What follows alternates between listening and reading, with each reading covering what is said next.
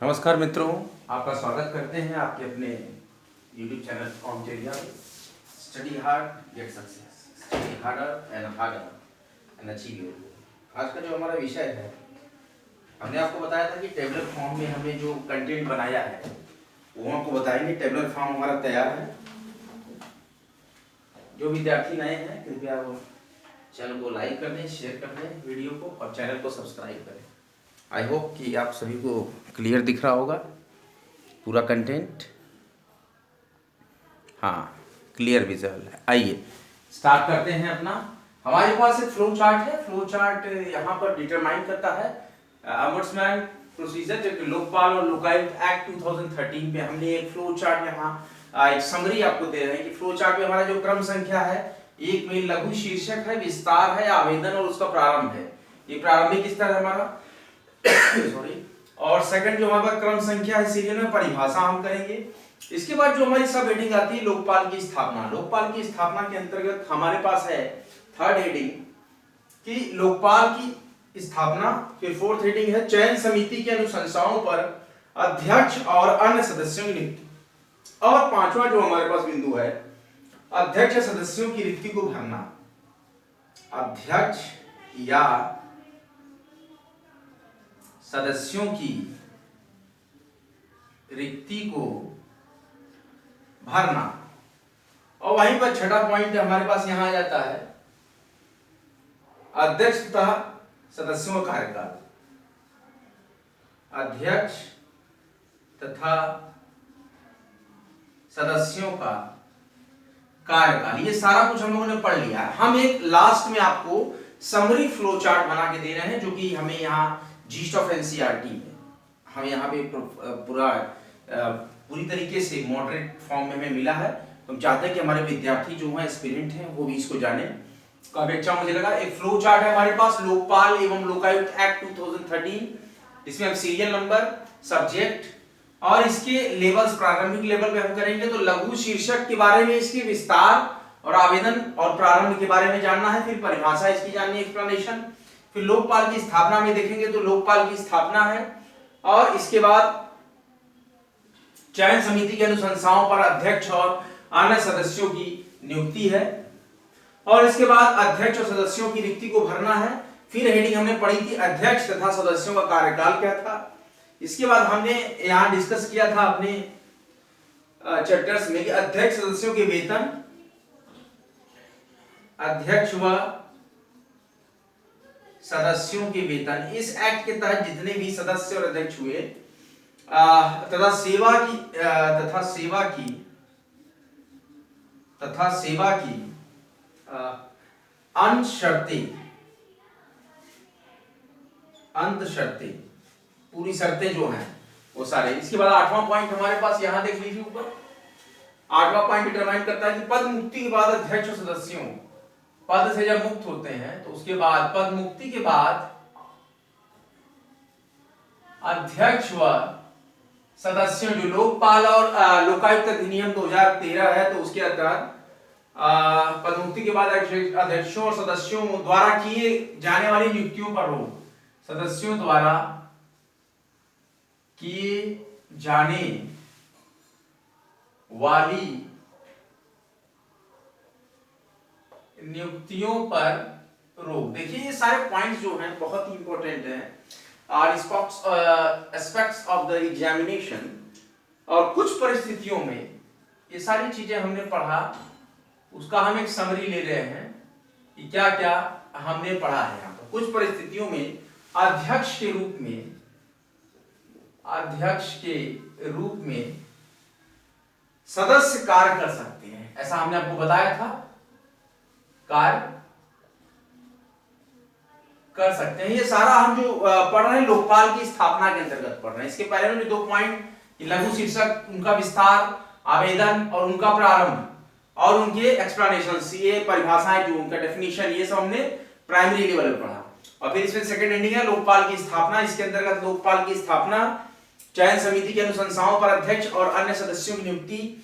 उसके बाद हमने पढ़ा था अध्यक्ष या सदस्यों की रिक्ति को भरना, या अध्यक्ष और सदस्यों का कार्यकाल क्या था, अध्यक्ष सदस्यों के वेतन, सेवा की अंत शर्तें क्या थी, और पदमुक्ति के बाद मतलब पद खत्म होने के बाद पदमुक्ति के बाद अध्यक्ष सदस्यों द्वारा किए जाने वाली नियुक्तियों पर रोक लगती है, ये हमने पढ़ा था। उसके बाद कुछ परिस्थितियों में अध्यक्ष के रूप में सदस्य कार्य कर सकते हैं, करते ही है जब अध्यक्ष की अनुपस्थिति रहती है।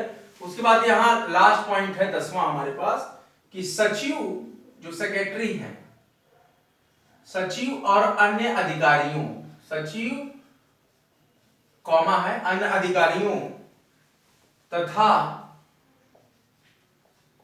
लोकपाल के अधीन, सचिव अन्य अधिकारी सचिव अन्य अधिकारी तथा लोकपाल के अधीन। तो ये 10 पॉइंट थे हमारे, ये लोकपाल की स्थापना के अंतर्गत आए। किसके अंतर्गत आए? ये जो 10 पॉइंट है ये हमारे लोकपाल की स्थापना के अंतर्गत आए। अब हम इसको मिटा रहे हैं, फ्लो चार्ट का ये नीचे वाला हिस्सा। इसके बाद फिर हम आपको आगे का बताते हैं। 10 पॉइंट हमारे हो गए। क्रम संख्या था, सब्जेक्ट था, और उसके बाद किस किस लेवल पे हम यहाँ चर्चा कर रहे हैं इसकी यहाँ पे परिचर्चा थी। अब हमारे पास है जांच प्रशाखा। ध्यान दीजिए, आप ध्यान दीजिए विद्यार्थियों। अब हमारे पास है जांच प्रशाखा। ये हेडिंग्स हमारी जो है कुछ विशेष हेडिंग के तहत चल रहा है ये कार्यक्रम, जांच प्रशाखा। हम इन हेडिंग्स के थ्रू आपको बताते हैं कि क्या हम यहां पर अब पढ़ रहे हैं। तो जांच प्रशाखा में हमारे पास ये देखिए, ये नंबरिंग चलेगी, क्रम संख्या तो 10 था तो 11वां आ गया। इसमें क्या था? जांच प्रशाखा, जांच प्रशाखा। फिर हम क्या पढ़ेंगे? अब हम पढ़ेंगे अभियोजन प्रशाखा। नेक्स्ट हेडिंग है अभियोजन प्रशाखा। अभियोजन प्रशाखा में हम पढ़ेंगे अभियोजन प्रशाखा, ये 12वीं हमारी क्रम संख्या आ जाएगी, और इसमें हम अभियोजन प्रशाखा के बारे में पढ़ेंगे। ये फ्लो चार्ट है, इसको आप याद कर लीजिए। अभियोजन प्रशाखा के बारे में पढ़ेंगे, और नेक्स्ट हमारा क्रम संख्या होगा, इसमें होगा क्या पढ़ा था हमने? भारत की संचित निधि, भारत की संचित निधि में लोकपाल का व्यय लिया जाएगा। ये बातें इसमें है अभियोजन प्रशाखा में। फिर उसके बाद जांच संबंधी क्षेत्राधिकार जो होते हैं इनके, इस एक्ट में जांच संबंधी क्षेत्राधिकार, ध्यान दीजिए विद्यार्थियों, जांच संबंधी क्षेत्राधिकार, जांच संबंधी क्षेत्राधिकार इनके पास है, लोकपाल और लोकायुक्त के पास। तो इसमें हमारे पास जांच संबंधी क्षेत्राधिकार में हमारा जो क्रम संख्या होगा 14। कौन सा होगा? 14। ये कहेगा कि लोकपाल का अधिकार क्षेत्र, इसके अंतर्गत क्या आएगा? लोकपाल का अधिकार क्षेत्र, और के अंतर्गत लोकपाल का अधिकार क्षेत्र के अंतर्गत प्रधानमंत्री, मंत्रीगण, ये वाला जो हमने आपको टॉपिक पढ़ाया था, प्रधानमंत्री, मंत्रीगण, सांसद, और केंद्र सरकार के ग्रुप ए, केंद्र सरकार के ग्रुप ए, बी, सी एवं डी के इतने ग्रुप के जो अधिकारी हैं, अधिकारी तथा अन्य अधिकारी होंगे, तथा अन्य अधिकारी होंगे। ठीक है। इसमें हमने देखिए क्या पढ़ा, जांच प्रशाखा में हमने पढ़ा, जांच प्रशाखा में एक जांच प्रशाखा होगी, और अभियोजन प्रशाखा जो होगी यहां पर हमारे इस एक्ट में, वो अभियोजन प्रशाखा, और भारत की संचित निधि में लोकपाल का व्यय लिया जाएगा। ये बात की चर्चा हमने की थी। इसके बाद हमने जांच संबंधी क्षेत्राधिकार, जांच संबंधी क्षेत्राधिकार, क्षेत्र जो हमारे पे जांच संबंधी क्षेत्राधिकार, तो लोकपाल का अधिकार क्षेत्र के अंतर्गत जो इसका अधिकार है क्या है, प्रधानमंत्री, मंत्रीगण, प्रधानमंत्री, मंत्रीगण, ध्यान दीजिए, सांसद, केंद्र सरकार के ग्रुप ए, बी, सी और डी के अधिकारी और अन्य अधिकारी होंगे। फिर हमारे पास यहां पे 15 पॉइंट है जांच संबंधी क्षेत्राधिकार में कि जो मामले किसी अदालत पर, जो मामले किसी अदालत या समिति, जो मामले किसी अदालत या समिति या प्राधिकारी के पास, या प्राधिकारी के पास जांच के लिए हो, ध्यान दीजिए, जांच के लिए हो, वे अप्रभावित रहेंगे, अप्रभावित रहेंगे। और 16th पॉइंट है, क्या है इसमें, जांच संबंधी जो क्षेत्राधिकार होता है लोकपाल या लोकायुक्त का, उसमें लोकपाल का अधिकार क्षेत्र के अंतर्गत प्रधानमंत्री, मंत्रीगण, सांसद, केंद्र सरकार के group A, B, C and D के अधिकारी और अन्य अधिकारी होंगे। जो मामले किसी अदालत या समिति या प्राधिकारी के पास जांच के लिए होंगे वे अप्रभावित रहेंगे। और लोकपाल की पीठों का गठन, 16 पॉइंट है यहां पे, लोकपाल की पीठों का गठन। फिर हमारे पास 17 पॉइंट भी है, अब मैं ऊपर तो मिटा रहा हूं, इसका अभी आगे 17th पॉइंट है, देखते जाइए आप। इसी तरीके से प्रोसीजर चलता रहेगा, जांच प्रशाखा, अभियोजन प्रशाखा। आप लोग जल्दी जल्दी इसको नोट करते रहिएगा जब मैं पढ़ाता रहता हूँ, क्योंकि इसमें ज्यादा हेडिंग्स है और हमारे व्हाइट बोर्ड पे जगह कम है। 17वां है कि पीठों के बीच, पीठों के बीच मतलब जो लोकपाल पीठ होती है, न्यायिक पीठ होती है, तो वो पीठ कहने का मतलब है हमारा, जो जूरी होते हैं, जो सदस्य होते हैं, पीठों के बीच काम का बंटवारा, कौन कौन सा काम करेगा, जो इसमें सदस्य होंगे पीठ के, उनका काम का बंटवारा। और फिर इसमें हमने डिस्कस किया था केसों के हस्तांतरण, केस जो होंगे इससे संबंधित केसों के हस्तांतरण का अध्यक्ष का अधिकार, केसों के हस्तांतरण का अध्यक्ष का अधिकार। और 19 पॉइंट जो होगा, बहुमत द्वारा फैसला, बहुमत द्वारा फैसला, ये है। अब इसके बाद जो हमारे पास अधिकार आएंगे, प्रारंभिक पूछताछ, ये जो लोकपाल के अधिकार हैं उस पर हम चर्चा करना है। प्रारंभिक पूछताछ तथा जांच संबंधी, तथा जांच संबंधी प्रक्रिया, क्या है, तथा जांच संबंधी, प्रारंभिक पूछताछ तथा जांच संबंधी प्रक्रिया, प्रारंभिक पूछताछ तथा जांच संबंधी प्रक्रिया। इस हेडिंग के अंतर्गत जो हम यहां पे डिस्कस करने वाले हैं, इसमें हमारा 20th बनेगा क्रम संख्या, सीरियल नंबर। इसमें क्या करते हैं हम, शिकायतों एवं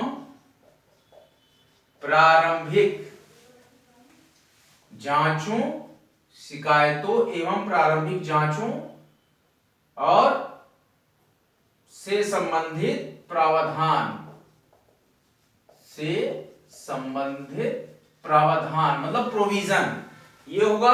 ये था हमारे पास जो हमने डिस्कस किया था अर्लियर। और जो हमारे पास था कि जो लोग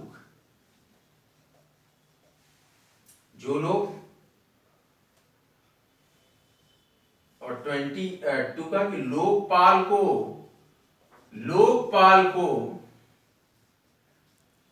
आवश्यकता पड़ सकती है, लोकपाल को आवश्यकता पड़ सकती है कि कोई सरकारी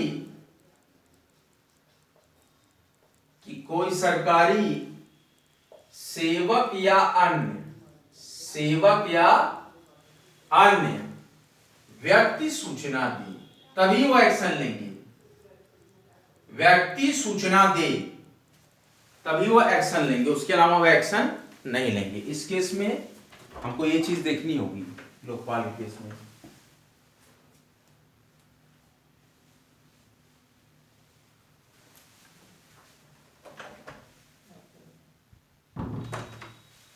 देखिए 22वां क्या था, 20वां की शिकायतों प्रारंभिक जांचों से संबंधित प्रावधान लोकपाल को आवश्यकता पड़ सकती है कि कोई सरकारी सेवक या अन्य व्यक्ति सूचना दे।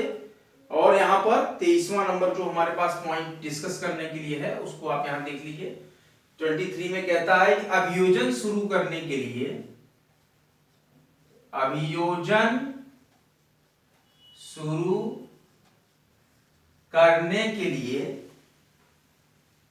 लोकपाल के निर्देश का अधिकार। क्या करते हैं उसके लिए, जब किसी के खिलाफ जांच शुरू करनी होती है तो अभियोजन शुरू करने के लिए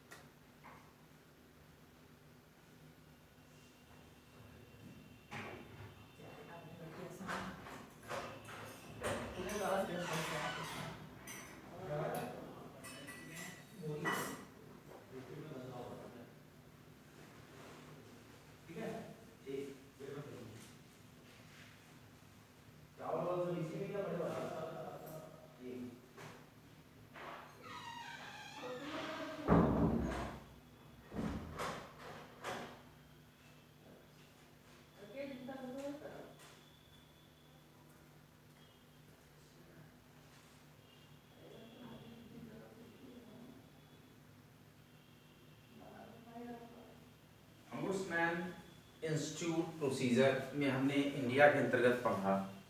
यहाँ पर जैसा कि हमने आपको बताया था ओम्बुड्समैन प्रोसीजर जो हमारा है। और एक और आपको बता दें जरूरी बात कि अभी एमपीपीसीएस का एग्जामिनेशन हुआ है। जैसे कि आप जानते हैं एमपीपीसीएस के एग्जामिनेशन बहुत ही बढ़ चढ़कर विद्यार्थियों ने सहभागिता की। तो आप लोग से भी मेरा अनुरोध है कि आप लोग भी अगर आगामी परीक्षा यूपी आरओ दे रहे हैं या यूपीपीसीएस प्रारंभिक परीक्षा दे रहे हैं या किसी प्रकार की, देखिए 60,000 पुलिस की भर्ती आने वाली है उत्तर प्रदेश में बहुत जल्दी। आज की मैंने स्थानीय समाचार पत्र में पढ़ा है। तो आप लोग भी पूरी दमखम के साथ परीक्षा दें। आपकी भी अटेंडेंस कम से कम 80 से 88% होनी चाहिए 100 में से, जबकि यहाँ मात्र 44% 42% बच्चे एग्जाम दे रहे हैं। हमने भी एमपीपीसीएस में देखा कि वहाँ मैक्सिमम बच्चे 60% या उससे एबव बच्चे एग्जाम देते हैं पीसीएस के। आप लोग भी पूरी भारी संख्या में एग्जाम दें, आप लोग को निराश होने की जरूरत नहीं। देखिए हमारा जो 23rd पॉइंट यहाँ पे था, अभियोजन शुरू करने के लिए लोकपाल के निर्देश का अधिकार। लोकपाल के निर्देश का अधिकार, कितने अधिकार, कितनी पावर्स इनको दी गई हैं, क्या क्या प्रोसीजर इनके पास है, क्या क्या इनकी व्यवस्था है, इनके वेतन क्या है, भत्ते क्या है, इनके पावर्स क्या है, इनके फंक्शंस क्या है, इनकी कैपेसिटी क्या है। तो ये सब चीजों पे जो हमारे फ्लो चार्ट या डिजाइन किया है बुक में, वो मैं आपको पढ़ा रहा हूं। और इसमें क्या इनको पावर मिलती थी कि प्रधानमंत्री, मंत्रीगण या सांसदों, सांसद आपके संसदीय क्षेत्र के होते, जैसे वाराणसी के सांसद माननीय श्री नरेंद्र दामोदर दास मोदी जी हैं, तो इसी तरीके से आपके क्षेत्र के भी सांसद होंगे। जो एक सांसदीय इलाका होता है उसमें एक सांसद बनते हैं, और जो विधायकी इलाका होता है उसमें विधायक बनते हैं विधानसभा में, और संसदीय क्षेत्र में सांसद बनते हैं। तो प्रधानमंत्री, मंत्रीगण या सांसदों के खिलाफ जांच पर कार्रवाई, सांसदों के खिलाफ जांच पर कार्रवाई, इस तरीके का यहां पर स्ट्रक्चर है।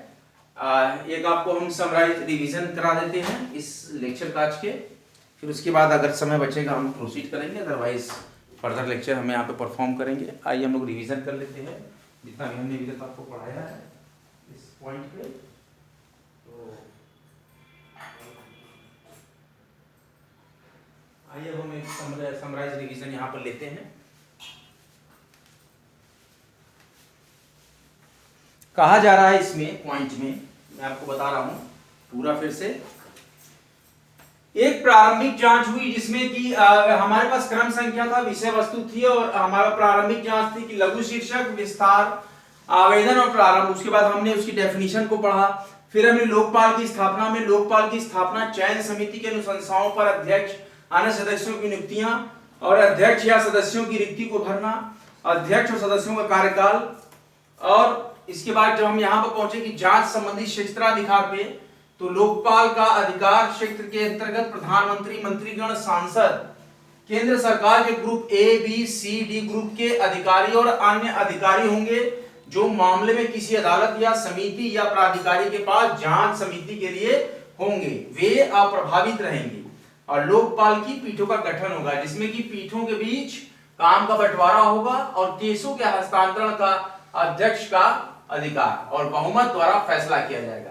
अब प्रारंभिक पूछताछ तथा जांच संबंधी प्रक्रियाओं की बात करें तो 20वां क्रम संख्या हमारा आता है कि शिकायतों और प्रारंभिक जांचों से संबंधित प्रावधान। और उसके बाद जो लोग लोकपाल को आवश्यकता पड़ सकती है कि कोई सरकारी सेवक या अन्य व्यक्ति सूचना दे तभी वो कार्रवाई करेंगे। अभियोजन शुरू करने के लिए लोकपाल के निर्देश का अधिकार होता है। और 24 पॉइंट है लास्ट हमारे पास इस सब हेडिंग में कि प्रधानमंत्री, मंत्रीगण या सांसदों के खिलाफ जांच पर कार्रवाई। तो जब आप वहां पे कंप्लेन करेंगे तो उसके बाद अभियोजन शुरू करने के लिए लोकपाल के निर्देश का अधिकार होता है। फिर उसके बाद उसके खिलाफ जांच और कुछ विशेष मामलों में ही प्रधानमंत्री को कुछ विशेष मामलों में यहाँ से छूट प्राप्त है। हमने आपको बताया था अगर आप पिछला लेक्चर देखेंगे। और जो यहाँ पे था कि लोकपाल की स्थापना में जो हमारे पास तीसरा पॉइंट था, लोकपाल की स्थापना, फिर चयन समिति के अनुशंसाओं पर अध्यक्ष, अन्य सदस्यों की नियुक्ति, अध्यक्ष सदस्यों की रिक्ति को भरना, अध्यक्ष सदस्यों का कार्यकाल, अध्यक्ष सदस्यों के वेतन, सेवा की अंत शर्तें, पदमुक्ति के बाद अध्यक्ष सदस्यों किए जाने वाली नियुक्तियों पर रोक, कुछ परिस्थितियों में अध्यक्ष के रूप में सदस्य कार्य कर सकते हैं और सचिव अन्य अधिकारी लोकपाल के अधीन होंगे। जांच प्रशाखा के बारे में जांच प्रशाखा में हम डिस्कस करते हैं।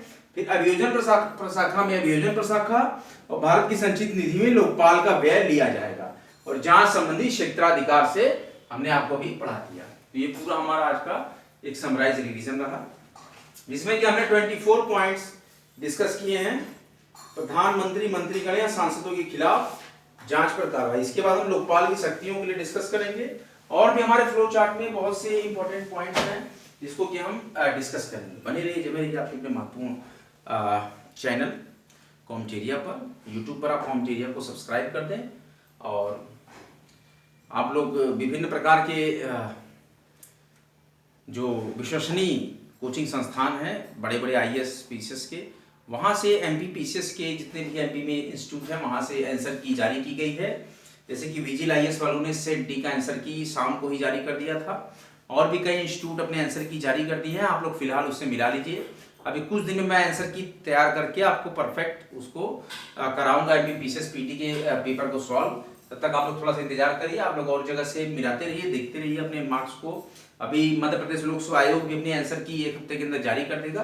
फिर हम लोग ब्रीफ डिस्कशन करेंगे एक क्वेश्चन पे, जैसे हमने 22 का डिस्कस किया था उसी तरह 23 MP PCS PT का भी डिस्कस करेंगे, क्योंकि इसी महीने में MP PCS की वैकेंसी फिर से आने वाली है और फॉर्म फिलअप होंगे दिसंबर में ही। MP PCS 2024 प्री एग्जाम 28 अप्रैल को फिक्स है, तो उसके लिए भी आप सज्ज हो जाएं, उसके लिए भी तैयारी कर लें और 23 मेंस के लिए भी आप लोग को लगना है। आप सभी लोग को बहुत बहुत कोटि कोटि शुभकामनाएं MP PCS में जो प्री का रिजल्ट आए उसके लिए। और आज का लेक्चर यहीं तक। कठिन से कठिन प्रयास कीजिए और सफलता को प्राप्त कीजिए। अगला लेक्चर लेकर आपके समक्ष बहुत ही जल्द हाजिर होगा। तब तक के लिए जय हिंद, जय भारत। वीडियो को लाइक करें, शेयर करें, कॉमटेरिया YT चैनल को सब्सक्राइब करें। Study selection